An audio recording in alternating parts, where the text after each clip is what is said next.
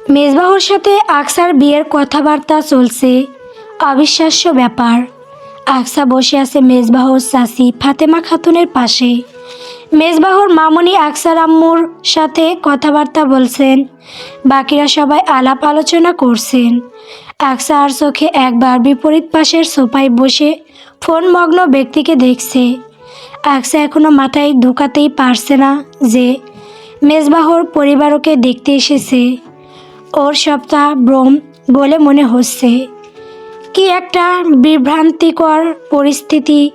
নিশ্চিত হওয়ার জন্য আকসা অগোচরে নিজের বাঁ হাতের কবজিতে একটা চিমটি কাটতেই জোরে আউস শব্দ করে উঠল।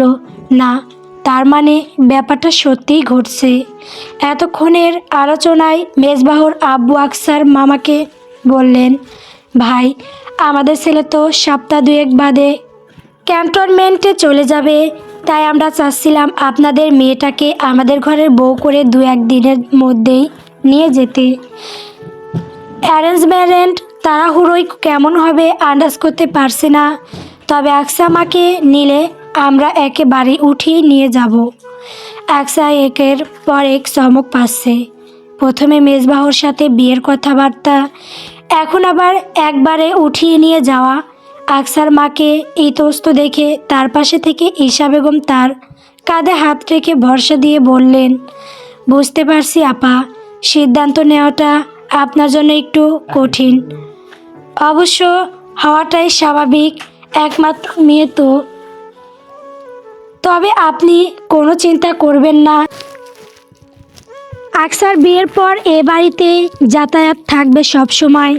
মেজবা ক্যান্টনমেন্টে চলে যাওয়ার পর আকসা এখানে আপনার কাছে এসে থাকলো না হয়। আপনার একা থাকতে হবে না, মেয়েটাকে আমাদের দিয়ে দেন আপা, কথা দিচ্ছি। ওকে কখনো সামান্য মন খারাপ করেও থাকতে দেব না। খুব ভালো থাকবে ও। আমি যতদিন বেঁচে আছি ততদিন ওকে কোনো কষ্ট ক্লেশ করতে হবে না। এরপর সংসার ওর হাতে দিয়ে যাব। আয়েশা বেগম বললেন, আপনারা বসে সবাই গল্প করুন আপা, আমি মেয়েকে নিয়ে ওর সাথে একটু কথা বলে আসি। আকসাকে ইশারায় ডেকে ভেতরের ঘরে নিয়ে গেলেন আয়েশা বেগম। ঘরের দরজা ভিজিয়ে দিয়ে নিচু স্বরে ওকে বললেন, বুঝতেই তো পারছো মা, সব কিছু কত তাড়াহুড়োই হচ্ছে। যদি সময় থাকতো তাহলে আমি তোমাকে সিদ্ধান্ত নেওয়ার জন্য ভাবার সময় দিতে পারতাম, কিন্তু এখন হাতে সময় একদমই কম। বিয়ের তো পাকা কথা আজই হতো। এ বিয়েতে তোমার আব্বু এবং আমার সম্মতি শুরু থেকেই আছে, তবে জানতাম না এতটা তাড়াহুড়োই বিয়ে হতে পারে। ভেবেছিলাম এক দুদিন সময় পাবো, কিন্তু তারা আজ একবারে মেজবাহুকে নিয়ে এসেছে আংটি পরিয়ে দিয়ে যাবে বলে। তোমার আব্বুর সাথে তো নিশ্চয়ই তোমার কথা হয়েছে। দেখো, মেজবাহুর মতো ভালো ছেলে কিন্তু আর হাজার খুঁজলেও সহজে পাওয়া যাবে না। কপাল করে অমন ভদ্র শান্তশিষ্ট ছেলেকে স্বামী করে পাওয়া যায়। এখন তোমার কী মতামত বলো? আকসা এখনও অনুভব করতে পারছে না ওর সাথে কী সব হচ্ছে। মেজবা কেন রাজি হলো এ বিয়েতে? মেজবাহুর তো রাজি হওয়ার কথা নয়, অথচ তাকে দেখে একটুও বোধ হলো না যে সে এ বিয়েতে অমত করেছে। এমনকি রাজিও যে আছে সেটাও ঠিক বোঝা যাচ্ছে না, বোঝার কায়দা নেই। মেজবাহুর সাথে কথা বললে অন্তত বুঝতে পারত, কিন্তু সেটাও এই মুহূর্তে সম্ভব নয়। যত দ্রুত সম্ভব সিদ্ধান্ত জানাতে হবে। আকসা পড়েছে দোতনায়। তখনই ও চোখ বুজে ওর আব্বুর বলা কথাগুলো স্মরণ করলো। আকসার আব্বু তার জন্য কোনো খারাপ ছেলে পছন্দ করবেন না, এতটুকু বিশ্বাস আকসার আছে। আর মেজবা তো এই যুগের হিসেবে শতভাগ ভালো ছেলে। আজ অবধি কেউ ওর একটা দুর্নাম অবধি করতে পারেনি।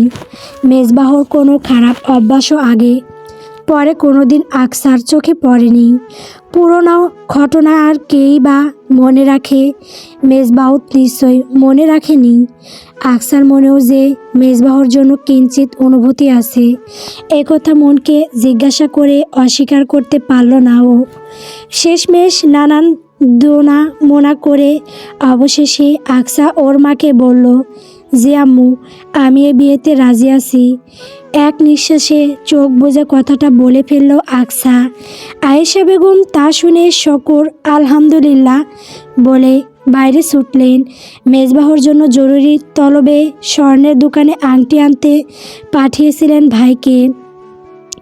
তাকে কল করে দ্রুত আসতে বললেন আর কলিকে পুনরায় ঘরে পাঠিয়ে আকসাকে আরেকবার পরিপাটি করে দিতে বলে গেলেন। আকসার ছোট্ট মামা খুব তাড়াহুড়ো করে ফিরেছেন। আজই যে আংটি বদল হবে এই বিষয়টা আগে থেকে কেউই জানতো না, এমনকি পরিপূর্ণ সিদ্ধান্তে ও পৌঁছানো হয়নি এর আগে। ঘণ্টাখানেক আগেই দুপরিবার আলোচনা করে সিদ্ধান্তটা নিয়েছে। মেজবাহর আঙ্গুলের মাপ নিয়ে আংটি কেনা হয়েছে। আকসার ডাক পড়ল ড্রয়িং রুম থেকে। একদম চুপচাপ, কোনো কথা বলছে না, কারো দিকে তাকাচ্ছেও না। মনের মধ্যে অজস্র দ্বিধাদ্বন্দ্ব চলছে, তবে কাউকে মুখ ফুটে কিছু বলতেও পারছে না। বলবেই বা কীভাবে? সব কিছু এতটাই তাড়াহুড়োই হচ্ছে যে আকসা নিজেই দ্বিধায় পড়ে গেছে। ওর মনে হলো অন্তত আংটি বদলের আগে মেজবাহর সাথে একবার আলাদা করে কথা বলে নিলে ভালো হতো, কিন্তু সেরকম সময়ে বা পরিস্থিতি কোনোটাই পাওয়া গেল না তৎক্ষণাৎ। ছোট্ট খালা এসে এক প্রকার ধরে বেঁধে ওকে ড্রয়িং রুমে নিয়ে গিয়ে সোফায় মেজবাহর পাশে বসিয়ে দিলেন। মেজবা একটা ব্লু রঙের শার্ট এবং ব্ল্যাক ফর্মাল প্যান্ট পরিহিত, হাতে একটা সিলভার শেডের রিস্ট ওয়াচ। চুলগুলো বাসায় থাকার কারণে সামান্য কিছুটা বড় হয়েছে, যদিও ভালোভাবে লক্ষ্য না করলে বোঝার উপায় নেই। অবশ্য আকসার চোখে পড়েছে শুরুতেই। ও আর চোখে মেজবাকে দেখছে, তবে মেজবা ওর দিকে একবারও ফিরে তাকিয়ে দেখছে না। আকসা আশেপাশে দেখলো সবাই কথা বলাই ব্যস্ত, হইচই হচ্ছে খুব। ওদের দিকে এই মুহূর্তে খেয়াল নেই কারো। এই সুযোগে ও চাপা স্বরে মেজবাকে ডাক দিল, মেজবা। আকসার ডাক শুনতেই মেজবা পাশে ফিরে তাকালো এবার। এই প্রথম আকসাকে শাড়ি পরিহিত অবস্থায় দেখলো। মেরুন রঙের শাড়ি, ফর্সা শৈলে কৃষ্ণচূড়ার ন্যায় ফুটে আছে যেন। ঠোঁটে গাঢ় মেরুন লিপস্টিক আর চোখে হালকা কাজল। এক হাতে ডজন খানেক কাছের চুড়ি।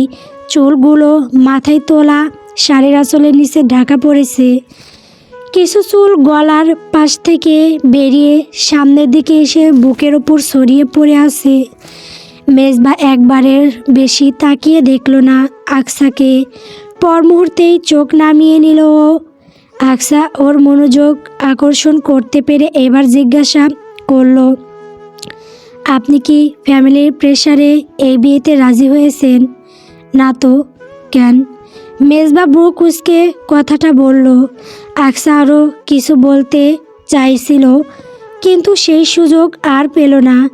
ওর আম্মু আর হবু শাশুড়ি এগিয়ে এসে আংটি ধরিয়ে দিলেন আকসা এবং মেজবাহর হাতে। ঈশা বেগম ছেলেকে বললেন, আকসার হাতে আংটি পরিয়ে দাও আব্বু। মায়ের কথা শুনে আকসার বাঁ হাতের অনামিকা আঙ্গুলে আংটি পরিয়ে দিল মেজবা। এতটুকুও দ্বিরুক্তি করল না।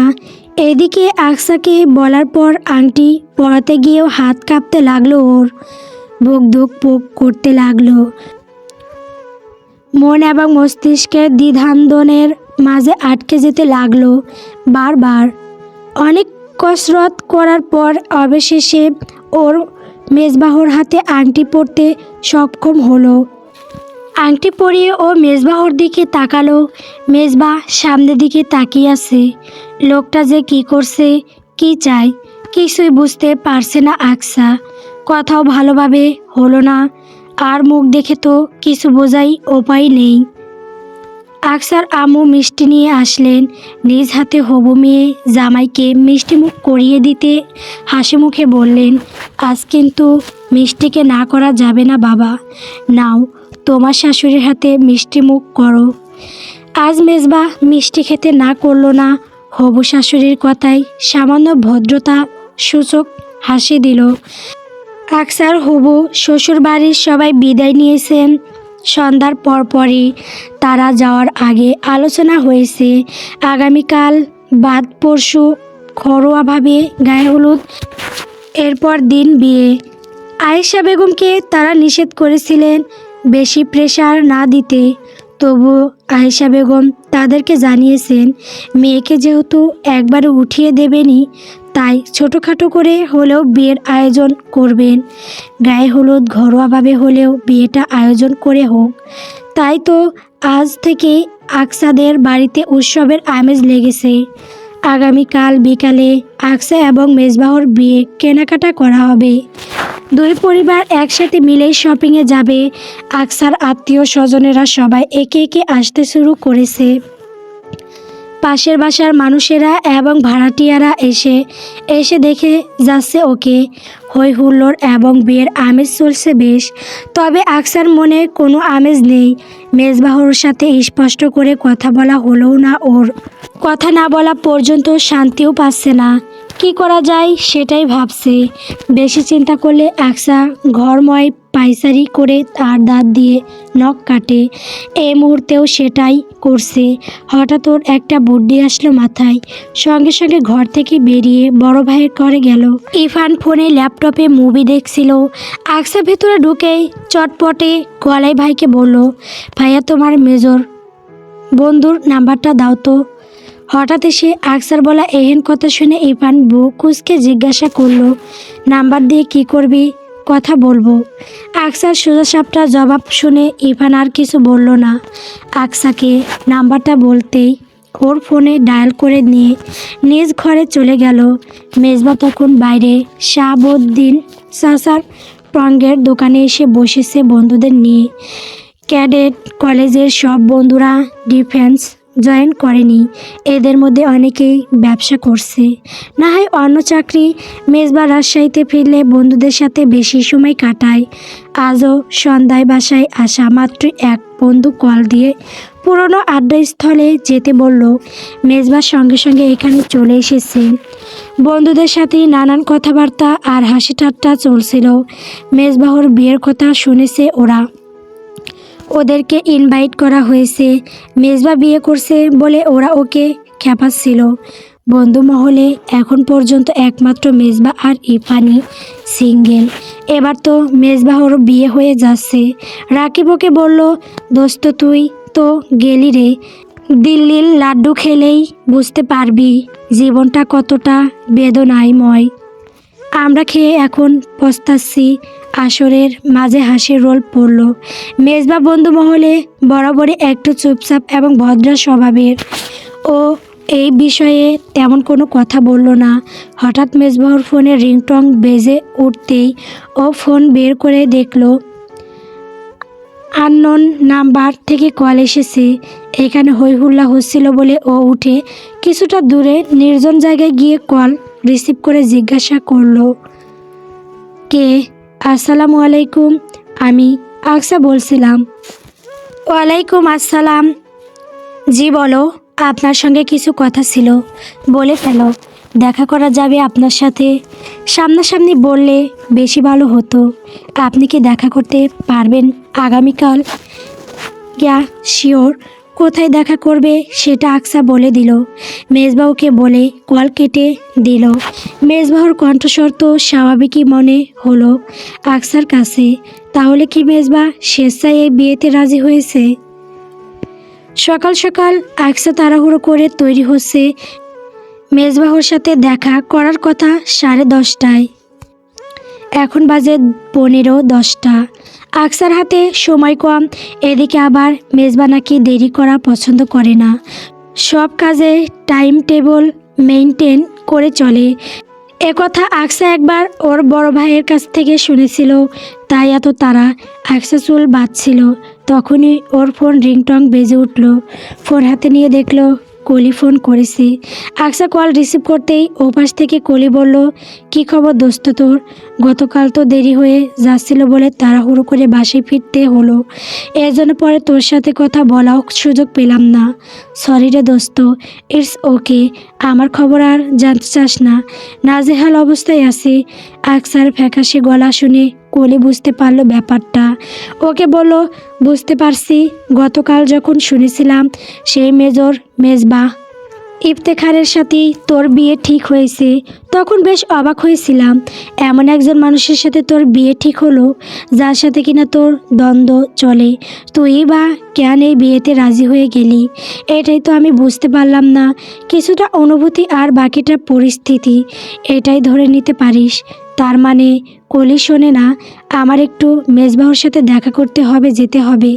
বেবি পিঙ্ক কালারের ড্রেস পরেছি, ঠিক আছে নাকি চেঞ্জ করব বুঝতে পারছি না ঠিক। আকসা কথা ঘুরিয়ে অন্য কথাই গেল। কলি ধরতে পারল না।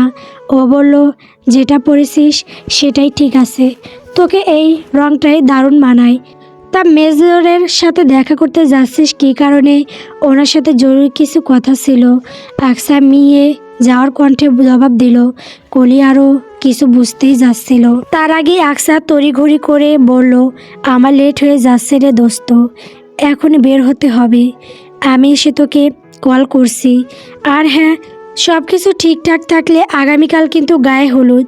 আমু কি বলেছিল মনে আছে তো? একদম ভোরে চলে আসিস আমাদের বাসায়, ব্যাগ গুছিয়ে আনিস, বিয়ে অবধি আমার সাথে থাকবি। আংটিকে বলে নিস এখন রাখছি, পরে কথা হবে। আকসা কল কেটে দ্রুত চুল পনিটেল বেনি করে নিল। বেনিটা সামনের দিকে এনে কাঁধের পাশ থেকে রেখে বুকের ওপরে ছেড়ে দিল। চোখে হালকা কাজল আর ঠোঁটে লিপ গ্লোস দিয়ে ব্যাগটা ঘাড়ে ঝুলিয়ে বেরিয়ে পড়ল দ্রুত। আকসা রিকশায় বসে আছে। ঢাকা শহরের যানজট, সে তো আর যে সে কথা নয়, এই যানজট ছাড়াতে কতক্ষণ লাগবে কে জানে। আকসা ছটফট করছে, দুশ্চিন্তায় অস্থির হয়ে আছে ও। উৎকণ্ঠা নিয়ে হাত ঘড়িতে সময় দেখল 10:35 বাজে। মেজবা এতক্ষণে চলে এসেছে বোধহয়। রুলস অ্যান্ড রেগুলেশন মেনে চলা লোকদের কোনো কাজে দেরি হয় না, এইটুকু ওর ধারণাতে আছে। আকসা উদ্গ্রীব হয়ে সব ভাবছিল, তখনই ওর ফোনের রিংটং বেজে উঠল। ও চটপট ব্যাগ থেকে ফোনটা বের করলো। স্ক্রিন অন করতেই দেখলো মেজবাহুর নাম্বার থেকে কল এসেছে। আকসা ভয়ে ভয়ে কল রিসিভ করতেই ফোনের ওপাশ থেকে তৎক্ষণাৎ শোনা গেল, কোথায় তুমি? এত লেট হচ্ছে কেন? আকসা অস্থির কণ্ঠে বলল, রিয়েলি সরি, আসলে জ্যামে পড়ে গিয়েছি, একজন্য লেট হচ্ছে আসতে। জানতাম এমন জ্যামে পড়বাও। আকসা শেষোক্ত কথাটা বিড়বিড় করে বলে। ফোনের ওপাশ থেকে মেজবাহুর গলা শোনা গেল, জানো যখন ঢাকা শহরে এমন জ্যামে সচরাচর পড়বেই, তাহলে টাইম মেনটেন করে চলবে না, এতটুকু তোমার বোঝা উচিত না? সরি, আপনি আর 10-15 মিনিটের মধ্যে অপেক্ষা করুন প্লিজ, আমার আসতে বেশি সময় লাগবে না। মেজবাহু কোনো কথা বলল না, কলটা ঠাস করে কেটে দিল। আকসা উদ্বিগ দৃষ্টিতে সামনে দেখতে লাগলো। তখনই হঠাৎ যানজটের মাঝে একটা প্রাইভেট কারের পাশ ঘেঁষে একটা ছোট বাচ্চা মেয়ে এগিয়ে আসলো। আকসা সেই রিকশায় বসেছিল সেটার কাছে। মেয়েটার হাতে একটা কুচিতে ঝোলানো কতগুলো ফুলের মালা এবং ছোট্ট বালতিতে অনেকগুলো গোলাপ। আকসাকে উদ্দেশ্য করে মেয়েটা বলল, আপু, ও আপু, কয়টা ফুল নেন না আপু, দেখেন একদম সতেজ তাজা তাজা ফুল, এই বেলি ফুলের মালাগুলো দেখেন, এগুলা পরলে আপনারে খুব সুন্দর লাগবো। আকসা মেয়েটার মুখের দিকে তাকালো, তারপর একটা বেলি ফুলের মালা নিয়ে নিল। হঠাৎ আকসার মনে হলো দুটো গোলাপও নেওয়া যায়, সবসময় তো সাক্ষাতে ছেলেরা মেয়েদের জন্য ফুল নিয়ে আসে, আজ না হয় মেয়ে হয়ে আকসাই মেজবাহুর জন্য ফুল নিয়ে গেল। হোক না একটু ব্যতিক্রম, মাঝে মধ্যে কিছু ব্যতিক্রম বিষয় অদ্ভুত সুন্দর হয়ে ওঠে। আকসা আরও দুটো গোলাপ নিয়ে মেয়েটার হাতে 200 টাকার একটা নোট ধরিয়ে দিল। মেয়েটা বাকি টাকা ফিরিয়ে দিতে চাইলেও আকসা ফেরত নিল না। ততক্ষণে যানজট ছেড়ে দিয়েছে। রিক্সাওয়ালা মামাকে দ্রুত যেতে বলল আকসা। রেস্টুরেন্টটা রুফটপ ভীষণ সুন্দর করে সাজানো। আকসা উঠে মেজবাকে কল দিল। প্রথমবার কল দেওয়াতেই কল রিসিভ হলো। আকসা ওকে জিজ্ঞেস করলো, কোথায় আপনি? কর্নারের টেবিলে। আকসা কর্নারের দিকে যেতেই দেখলো মেজবা বসে আছে সেখানে। ওর পরনে একটা ব্ল্যাক ফর্মাল শার্ট এবং সিলভার ফর্মাল প্যান্ট, হাতে সেই ওল্ড ম্যানি টাইম পিসটা। আকসা মিষ্টি এসে এগিয়ে গিয়ে মেজবাহর সামনের চেয়ারে বসতে বসতে বলল, সরি, অনিচ্ছাকৃত দেরি হয়ে গেল। It's okay, no problem at all. মেজবাহর ঠোঁটের কোণে মৃদু এক চিলতে হাসি, মুগ্ধ করার মতো। আকসা বিমোহিত হলো যেন। ওর সামনে কখনো মেজবাকে এভাবে হাসতে দেখেনি। লোকটার একটা গজ দাঁত আছে, হাসলে দারুণ লাগে। আকসা বেশিক্ষণ ধ্যানে থাকতে পারল না। তার আগেই মেজবা ওর হাতে টেবিলের পাশে রাখা একটা ফ্লাওয়ার বুকে ধরিয়ে দিল। আকসা এতক্ষণ কথা বলার চক্করে ফ্লাওয়ার বুকেটা খেয়াল করেনি। সাদা রঙের র্যাপারে মোড়ানো বুকেতে হালকা পিঙ্ক কালারের কতগুলো গোলাপ ফুল অদ্ভুতভাবে আকসার পরিহিত ড্রেসের সাথে মিলে গেছে। মনে মনে ভীষণ উচ্ছ্বসিত হলো ও। মেজবা হাসি মুখেই বলল, আসলে প্রেমিক পুরুষ নই তো, এই জন্য জানা নেই প্রথম ডেটে কী ধরনের ফুল নিতে হয়। তাই এই বুকটাই কাস্টমাইজড করিয়ে এনেছি তোমার জন্য। Please take this. আকসা বুকেটা হাতে নিয়ে ঘুরিয়ে ফিরিয়ে দেখতেই খেয়াল করলো বুকে এর ওপরে একটা সাদা রঙের লম্বা কার্ড সংযুক্ত। ছোট্ট ছোট্ট অক্ষরে সেখানে লেখা রয়েছে, ফর মাই বিউটিফুল ফিয়ন্সে। লেখাটা দেখে তো আকসার চক্ষু চড়ক গাছ। ভীষণ অবাক হয়েছে ও। মেজবা বোধহয় ওর মনের ভাব বুঝতে পারলো, তাই মুচকি এসে বলল, ওটা আমি লিখেছি। আকসা বিমোহিত হলো। সব কিছু স্বপ্নের ন্যায় বোধ হতে লাগলো ওর কাছে। ও মুগ্ধ চোখে এক দৃষ্টিতে তাকিয়ে রইল মেজবাহর দিকে। মুখ ফুটে থ্যাংক ইউ বললেও এর মাঝে আকসার ধ্যান ভাঙল মেজবাহর কথায়। মেজবা মেনু কার্ডটা আকসার দিকে এগিয়ে দিয়ে বলল, কী কী খাবে সিলেক্ট করো।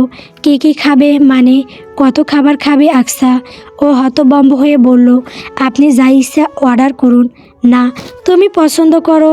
তোমার পছন্দেরও তো একটা ব্যাপার আছে। আকসা ক্রমশই আকর্ষিত হয়ে পড়ছে মেজবাহর সকল কথাবার্তা এবং কাজকর্মের প্রতি। মনের মধ্যে অদ্ভুত এক অনুভূতির সঞ্চয় হচ্ছে। মেজবা আসলেই জেন্টেলম্যান। কত সুন্দরভাবে ওর পছন্দ অপছন্দের গুরুত্ব দিচ্ছে।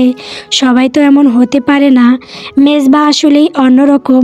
আকসা মেনু কার্ডটা ছুঁয়েও দেখলো না, মুখে শুধু বিড়বিড় করে বলল, চা কফি কিছু অর্ডার করে দিন। মেজবা বিরোধ করে বলল, বলো কি, চা কফিতে কখনো পেট ভরে? আসলে আমি বেশি খাই না। দুপুরে 300 ক্যালোরির মতো খাওয়া পড়ে। এর বেশি খেলে অস্বস্তি হয়। এই জন্যই তো তোমার শরীরের এই অবস্থা। চোখ মুখ একদম শুকিয়ে গেছে। পানি খাও না ঠিক মতো। ওয়েট করতো তোমার 43 কেজি। আকসা আমতা আমতা করে কথাটা বলতেই মেজবা বলল, কাছাকাছি আন্দাজ করেছিলাম। শোনো, খাওয়া দাওয়া ঠিক মতো করবে, বেশি বেশি পানি খাবে। আকসা কি বলবে বুঝতে পারল না। ফ্রেন্ডসের সাথে ডেটে এসে কেউ এভাবে স্বাস্থ্য নিয়ে পরামর্শ দেয়? মেজবা ইফতেখার দারুণ লোক তো। আকসার জন্য মেজবা এক গাদা খাবার অর্ডার করেছে। Burger, Thai soup, sushi, cappuccino আর মিল্ক শেক। এত খাবার দেখেই তো আকসার পেট ভরে গেছে। খাওয়া আরও বহুত দূরের কথা। এদিকে মেজবা ওকে কঠোরভাবে বলেছে যেন সব খাবার শেষ করে ওঠা হয়, অথচ নিজের জন্য শুধু ক্যাপাচিনো অর্ডার করেছে। লোকটা নাকি বাহিরের খাবার কম খায়। মেজবা এবার ক্যাপাচিনোয় চুমুক দিতে দিতে বলল, তুমি কিছু কথা বলতে চাইছিলে? জি, বলি তাহলে। Yeah sure. আকসা বলল, আপনি কি এই বিয়েতে নিজ ইচ্ছায় রাজি হয়েছেন মেজবা? অবশ্যই। কোনো সন্দেহ আছে? আসলে আমি একটু দ্বিধান্বিত। এক সময় যেহেতু আমি আপনাকে রিজেক্ট করেছিলাম আর না বুঝে অপমানিত, ইটস ওকে, সেসব আমি মনে রাখিনি। আর যেহেতু তখন তোমার অল্প বয়স ছিল, যাই হোক, তুমি এই বিয়েতে রাজি হলে যে আসলে আপনার প্রতি আমার হয়তো অন্যরকম কোনো অনুভূতি আছে। কবে তৈরি হয়েছে জানা নেই, তবে আছে যে এটা অস্বীকার করতে পারবো না। আর আব্বু আমাকে বোঝালেন, তাই রাজি হয়ে গিয়েছি। আকসা লজ্জা মিশ্রিত কণ্ঠে নত মুখে কথাগুলো বলল। মেজবা ওর কথা শুনে শুধু বলল, আচ্ছা ম্যাডাম, বুঝলাম।